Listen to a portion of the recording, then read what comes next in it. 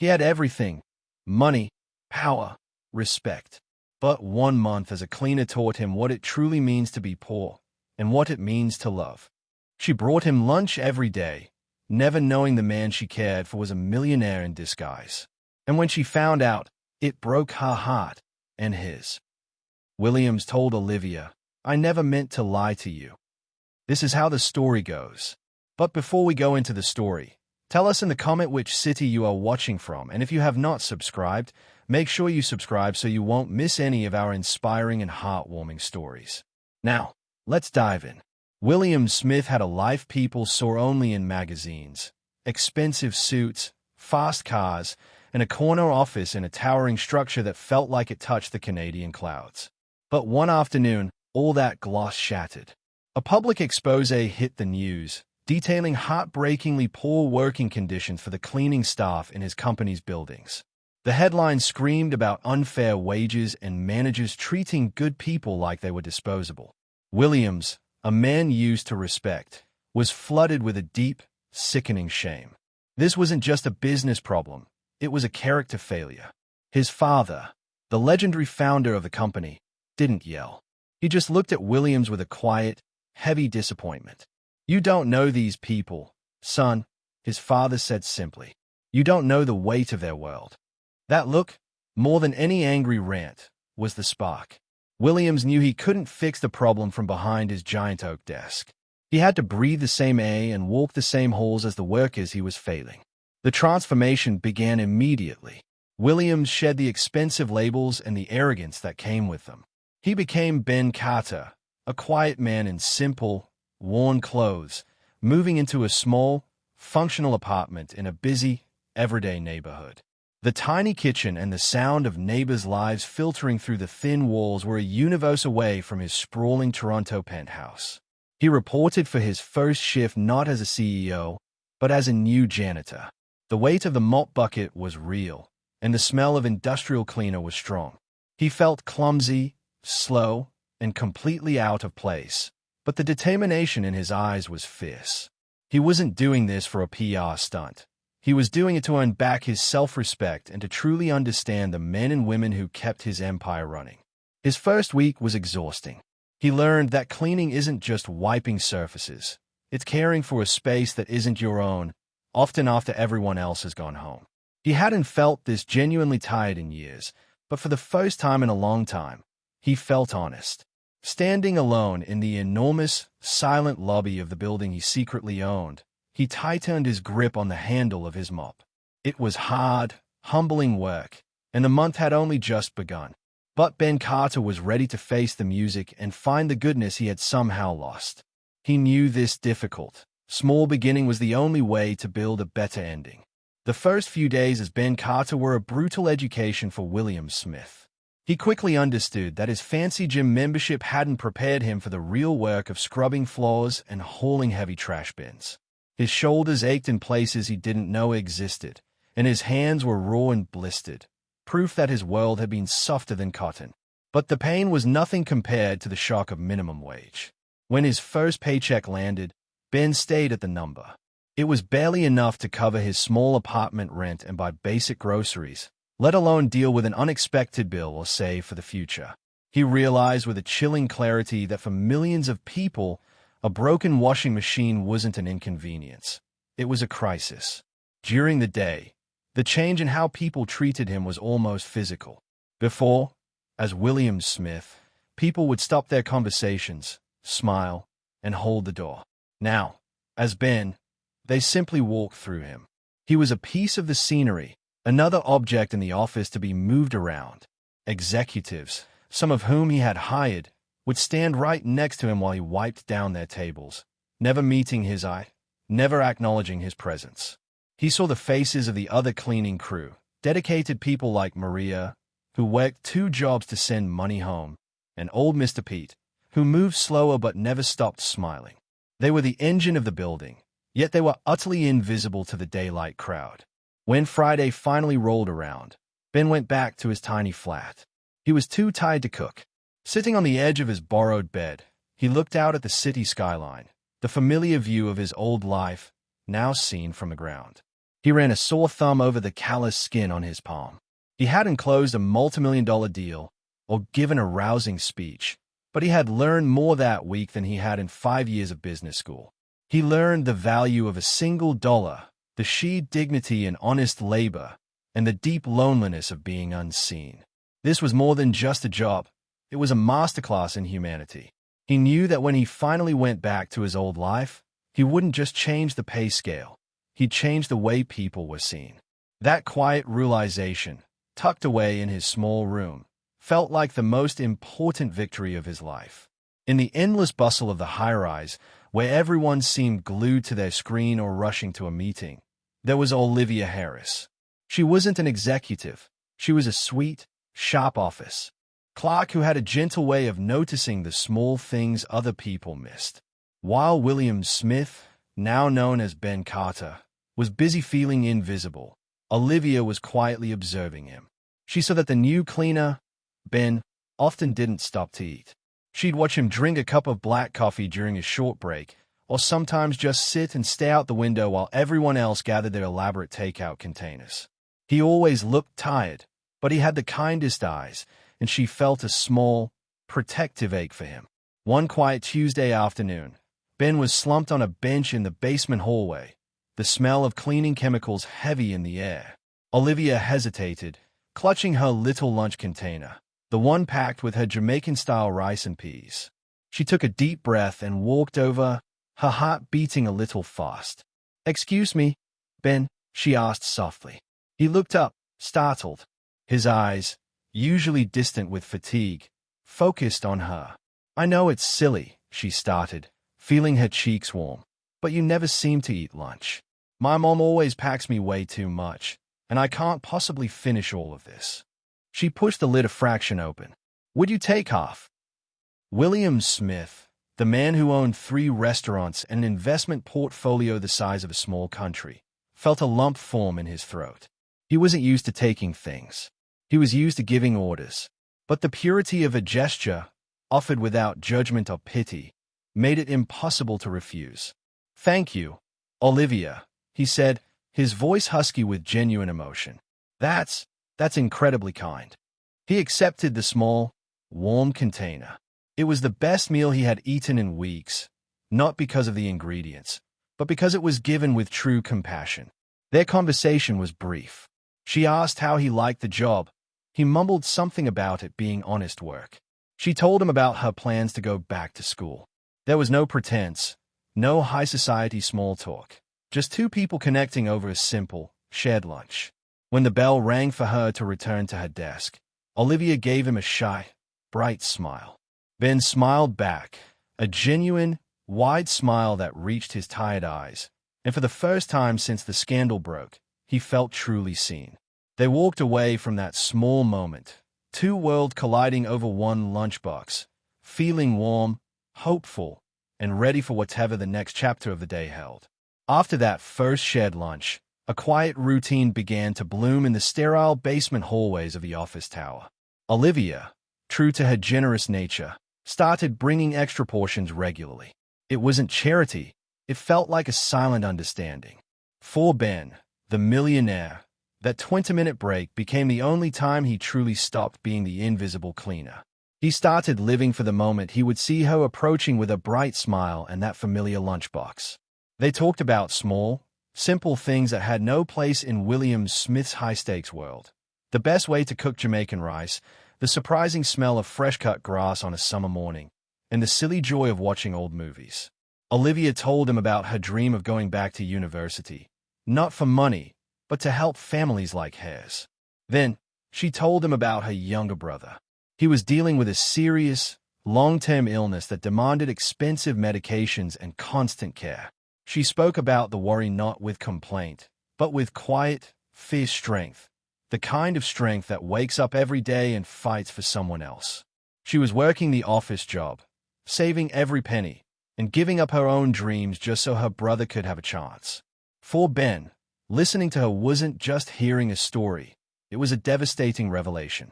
Back in his corner office, he had seen employee insurance costs and healthcare deductibles on reports. Now, he saw the real-life cost of those numbers, It was Olivia's deferred future, her constant exhaustion, and the fear in her eyes. He suddenly understood the company's scandal in a way the board meetings could never teach him. Life wasn't about the quarterly financial reports he obsessed over. It was about this beautiful, struggling girl and her fight to keep her family whole.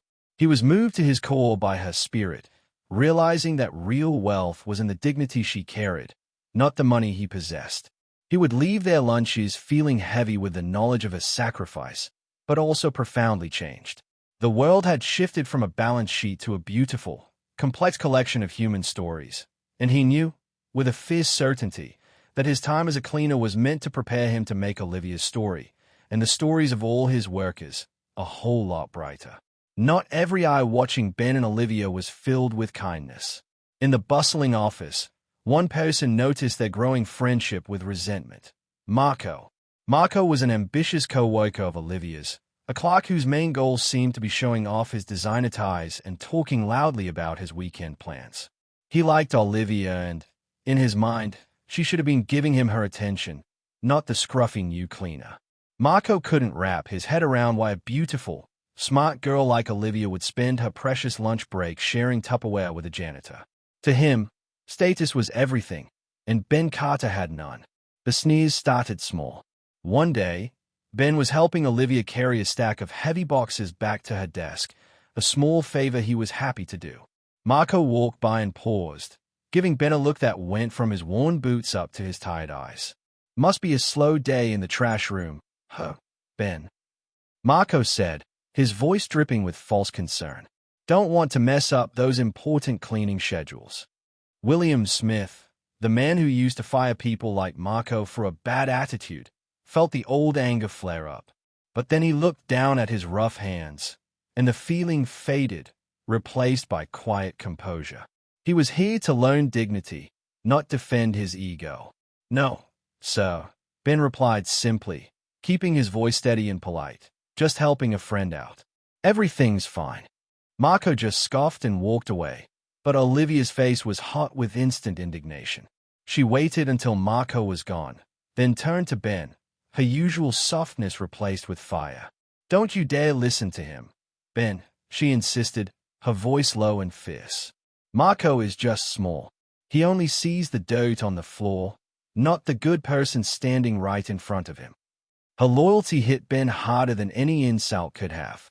He saw that Olivia valued the simple effort and genuine spirit of a person, not the thickness of their wallet. Her defense of him solidified something important. Their connection was real, built on respect and shared humanity. Ben smiled, a slow, genuine expression of thanks. He realized he was proud to be Ben Carter, the man worthy of Olivia's defense. He had lost millions in respect from his peers, but he had just gained all the respect that truly mattered. This small, secret friendship, tested by a jealous rival, was the most precious thing he owned. The daily grind in the building often came with daily troubles. One afternoon, a fellow cleaner named David was shaking with frustration, staring at his paycheck. He was arguing loudly with the supervisor about missing hours, a common problem in the department. David was explaining his side, but the supervisor was just shutting him down with official-sounding jargon. Ben listened from a distance, then walked over. He saw the payroll sheet and, without thinking, his old CEO brain took over. "Wait," Ben said quietly, pointing to a code on the stub. "That code isn't for overtime. It's for vacation pay withdrawal. You need to check the W-40 line. If the W-40 is wrong, the whole report is wrong." David and the supervisor both stared at him. Ben had just used corporate knowledge that no entry-level cleaner should ever possess. It was the kind of detail that only someone who signed off on the system architecture would know. David quickly checked the form, and sure enough, Ben was right. The supervisor grudgingly promised to fix the error immediately. Just then, Olivia walked up, holding 2 cups of coffee. She had seen the entire exchange. She handed Ben his cup and nudged his arm with a playful smile. "Wow, Ben," she teased, her eyes sparkling. "You sound like a total boss when you talk about payroll codes. Where did you pick up all that fancy business talk?" Ben felt a sudden, hot flash of panic. He forced a big, loud laugh, the kind that was maybe a little too big. Me? A boss. Nah, I just had a really bad manager at my last job. Taught me everything not to do. She accepted the easy answer, but the tension in the air was thick, and the word boss echoed in the small break room. That night, back in his tiny, quiet apartment, her playful comment kept hitting him like a tiny stone. He looked at his worn cleaner uniform hanging on the closet door. It wasn't just a costume anymore. It was a lie he wore every day to the kindest person he had met in years. The honesty and trust in Olivia's eyes, the way she shared her life with Ben Carter, made his deception feel heavier than any mop bucket. He was here to fix a broken company, but now he risked breaking a beautiful, honest connection. He hadn't meant for this to happen. He had to be William Smith again soon to fix things permanently. But how could he tell Olivia the man she trusted was actually the CEO she and her colleagues often complained about? Tossing and turning under his thin blanket, he knew the month was almost over. The truth was coming, and he felt a knot of dread mixed with a strange, hopeful excitement. He had to decide soon. Save his company, or save his friendship. The weight Olivia carried got heavier. Her usual brightness dimmed when her brother's illness suddenly flared up. The doctor's news was urgent. He needed surgery, and the cost was staggering, money Olivia simply did not have. Ben saw the panic in her eyes during a whispered phone call in the break room. She wasn't just tired anymore. She was heartbroken and desperate. Watching her shoulders shake, Ben felt a deep, wrenching pain. He realized that this was the kind of crisis that truly breaks people, the kind his company's low wages made impossible to escape. He knew he couldn't wait any longer. He had to use his power to save her brother, even if it meant risking the entire disguise. That night, William Smith was back in his old life for 5 minutes. He made a discreet call, using his real name and the full weight of his financial access. The entire cost of Olivia's brother's surgery, hospital stay, and all follow-up care was transferred anonymously to the hospital's account. He made sure the donor was listed simply as a friend. It felt like the purest thing he had ever done. The next day, Olivia came into work, but something was terribly wrong. She wasn't desperate, she was furious. She had just found out that someone had paid the whole bill. "Who does that?" she whispered to Ben, her eyes burning with unshed tears. "Someone paid it all. Just poof. Like my struggle meant nothing. Like I'm a pathetic case they can just write a check for." She was so upset because the anonymous payment made her feel small, like a charity case, not a strong woman fighting for her family. Ben stood there, mute, the pride of his selfless act instantly turning into cold realization. He was the cause of her pain. He saw that his good intentions, driven by the privilege of his wealth, had stripped her of a dignity, the one thing she held most dear. She needed a friend to shoulder the burden, not a nameless stranger to erase it. "I'm so sorry," he murmured, the closest he could come to confessing. She looked at him, confused by the depth of his apology. He simply accepted her anger, his heart heavy but his resolve firm. He knew then that money could fix problems, but only true, open honesty could build real trust. He had saved her brother, but he had hurt the girl he was falling for. He knew, with absolute certainty, that he had to tell her the truth before their beautiful connection was completely ruined by his lie. William Smith, still dressed as Ben Carter, had to make a discreet call to his assistant to follow up on the anonymous surgery payment. He thought the dusty, rarely used stockroom was safe. He spoke in low, fast tones, using his real name and corporate jargon. "Yes, Chloe, make sure the final transfer goes through by end of day, and it stays untraceable. I'm telling you, I'm fine, but William Smith needs the paperwork handled quickly." Unfortunately, Marco was nearby, pretending to organize supplies. He froze, his eyes widening as he recognized the name that dominated the city's business pages. William Smith, the same man who owned this building. Marco realized he wasn't looking at a cleaner. He was looking at the millionaire boss playing dress-up. The sheer shock was instantly replaced by vindictive delight. Marco didn't wait. He tracked down Olivia, who was busy sorting files. He didn't even try to be gentle. "That cleaner you've been sharing lunch with." Marco sneered, leaning in close. "Is not Ben Carter. Is William Smith." the Millionaire CEO. Your boss has been playing you, Liv. He owns this whole place. The blood drained from Olivia's face. The betrayal was crushing. She remembered the secret kindness, the quiet wisdom, the anonymous payment. It all clicked into place, turning her love into a stinging humiliation. He hadn't seen her as a friend. He had seen her as an experiment. The news spread like wildfire through the back halls. When Williams came out of the stockroom, the entire cleaning crew, the security staff, and several office clerks were waiting. Their faces were a mosaic of disbelief, anger, and deep betrayal. David, the cleaner he had helped with the payroll, just shook his head sadly. William Smith dropped his mop. The disguise was over. He looked at the circle of angry, tired faces, but his gaze landed on Olivia, whose eyes were filled with tears and a searing accusation. The shame was immense. "Everything you've heard is true," he said, his voice raw and unsteady. "I am William Smith, and I am sorry, more than I can say." He admitted he had come here not to mock them, but because he was a coward who couldn't face the mess his company had created. He admitted he never meant to hurt Olivia, only to learn the truth about their lives. He apologized for the deception, recognizing it was the cruelest thing he could have done. Standing there in his stained uniform, surrounded by the people he had wronged, he looked less like a millionaire and more like a man finally ready to face the consequences, holding on to the faint, fragile hope that honesty could somehow mend the deep wounds he had caused. William Smith returned to his life of marble floors and floor-to-ceiling windows. He walked into his penthouse, but the place that was once a sanctuary now felt cold and empty, like a beautifully decorated cage. His old suits felt tight and itchy, and his corner office view of the cityscape was just a wall of glass separating him from the real, meaningful world below. The shame of his deception was a heavier weight than any business problem. He knew he couldn't lead the company until he was truly clean. He publicly announced a temporary sabbatical, handing over control to a trusted board member, and immediately set about fixing the root of the problem.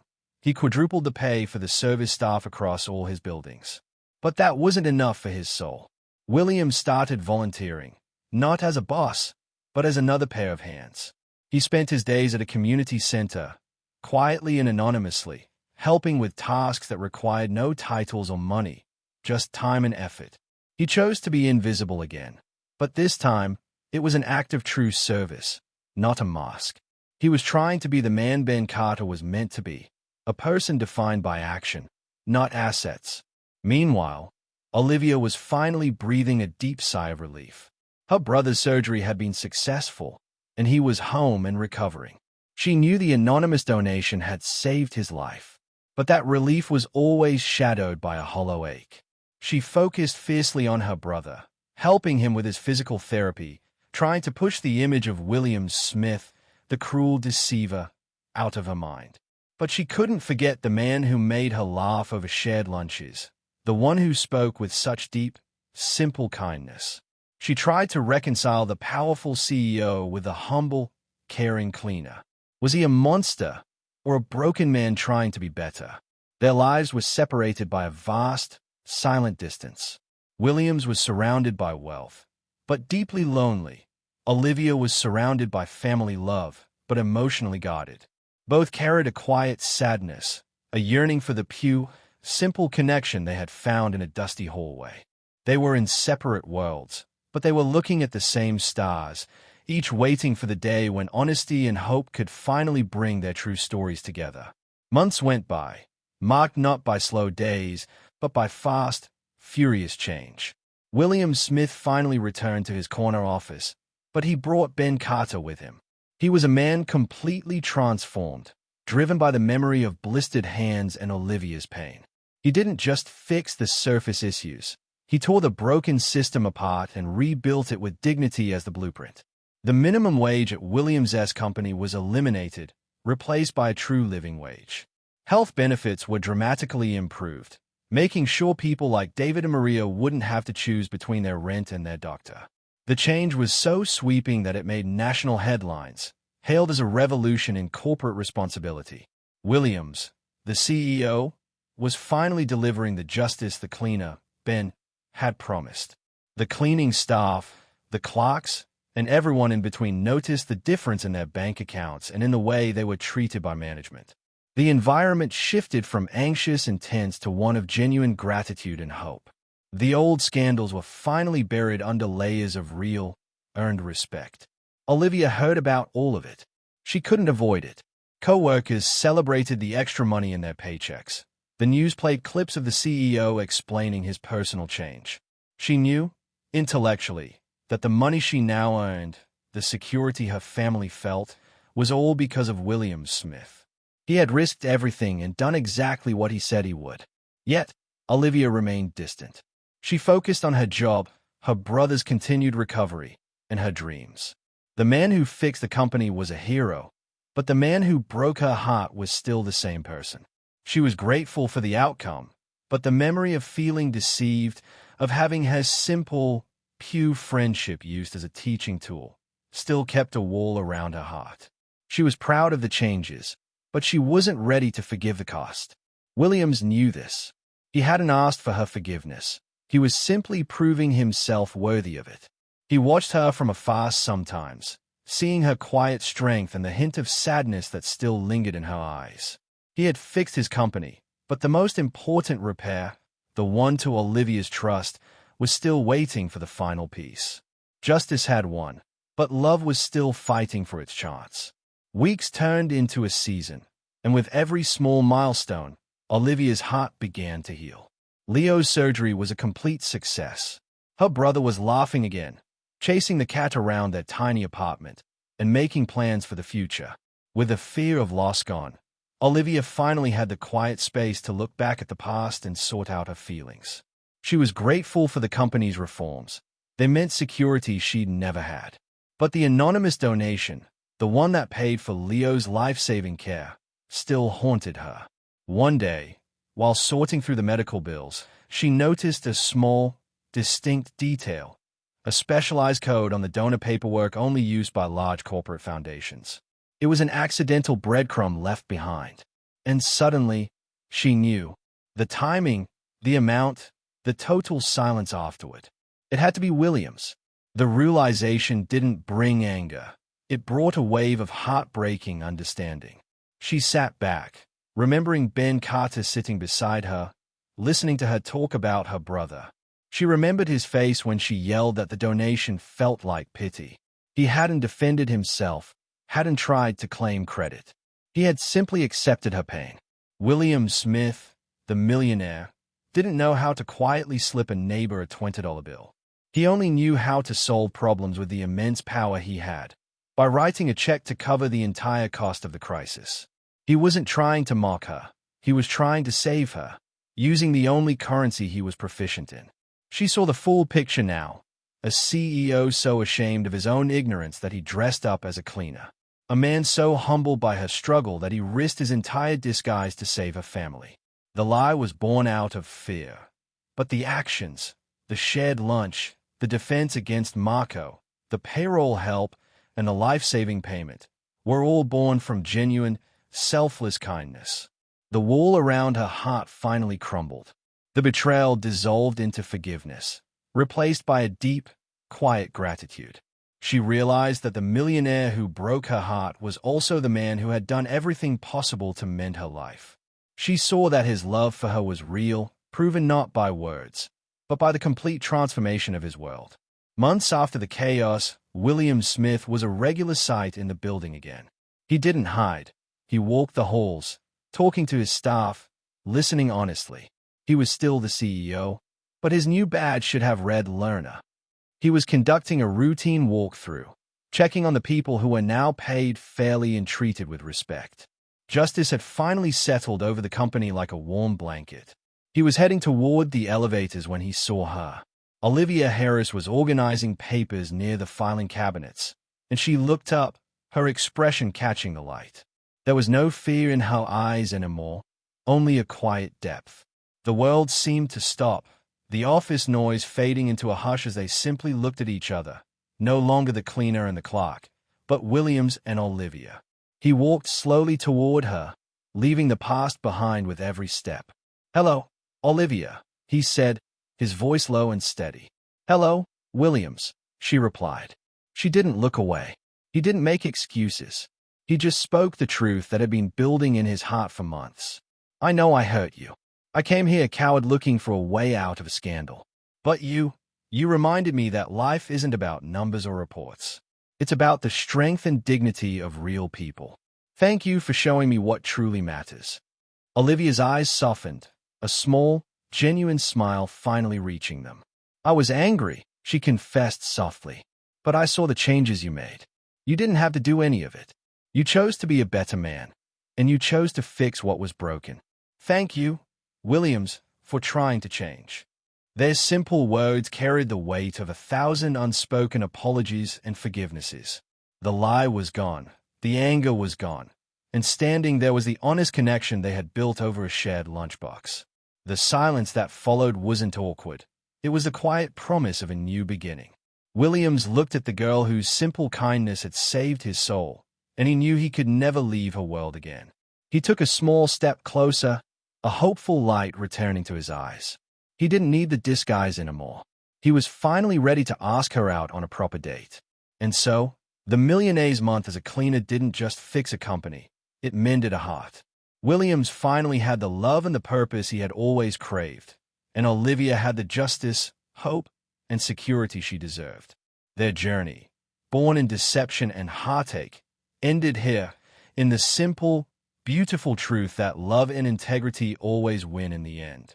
The very next day, they met not in a dusty basement or a luxurious office, but in a small, cozy coffee shop tucked away on a side street. It was neutral ground, just two people starting over. Williams, no longer in a uniform or three-piece suit, sat across from Olivia. He felt a nervous tremor he hadn't experienced since his first day wielding a mop. He started talking, and he didn't stop until he had told her everything. He confessed the whole story. The crushing public shame, his father's disappointment, the panicked decision to hide behind the identity of Ben Carter. He explained the guilt of the anonymous donation, and how his immense wealth felt useless when compared to her simple need. He held nothing back, laying his mistakes out on the table like stones he finally wanted to be rid of. Olivia just sat quietly, listening with the same gentle attention she had given him when he was just the cleaner. She didn't interrupt, didn't accuse, but simply absorbed the raw honesty of his confession. For the first time, Williams felt completely exposed and completely seen. When he finished, the silence was heavy, but clean. She didn't look angry. She looked thoughtful. She picked up her cup, took a slow sip, and finally spoke, her voice steady and full of profound wisdom. "You didn't have to lose everything to learn what kindness is, Williams," she told him, her eyes holding his. "But I'm glad you did." Her words were the final, crucial absolution. She wasn't just forgiving the mistake. She was acknowledging the transformation. She was accepting the pain of the deception because it led to the justice for his company and the saving of her brother. She saw the true cost of his lesson and accepted the man who had emerged from it. In that small coffee shop, their future finally clicked into place. The deception was over, the anger was gone, and the long, difficult path of change had reached its goal. They smiled then, a true, shared smile that spanned the distance between the millionaire and the clerk, now just two people building a beautiful, honest life together. Time, the great healer, continued its gentle work. Life settled into a rhythm built on honesty, respect, and shared purpose. Williams didn't give up his CEO role entirely, but the focus of his life had shifted entirely. His work was now about sustaining the change he had fought for, and his weekends belonged completely to Olivia and the community. They spent their time together visiting Leo, whose recovery was complete, filling the apartment with laughter and noisy video games. They volunteered at the local food bank and helped with after-school programs. Williams learned to truly listen to people's problems, not just as a boss, but as a genuine neighbor. He was no longer trying to prove himself. He was simply being himself. One Sunday afternoon, they packed a simple meal, sandwiches and fresh fruit, and found a quiet, sunlit spot in a park not far from where Olivia used to live.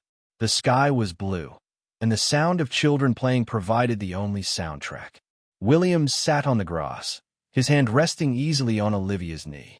He was wearing an old, comfortable shirt, no logos, no pretense.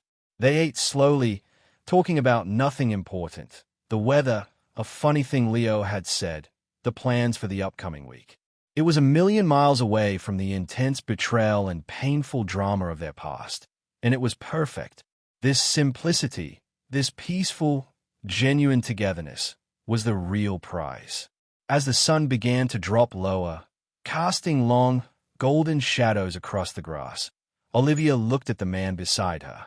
She saw not the CEO, not the cleaner, but the kind, humble heart she had always loved. She leaned her head gently on his shoulder, and a deep, peaceful understanding settled over her. He wanted to understand the poor, she thought, watching the golden light on his face. Instead, he found what it means to be human. And in that quiet park, with their hands linked, the story ended gently. The love, the justice, and the hope they fought so hard for had finally won, creating a future that was beautifully, honestly, and peacefully theirs. If this story touched your heart, tell us where you're watching from in the comments.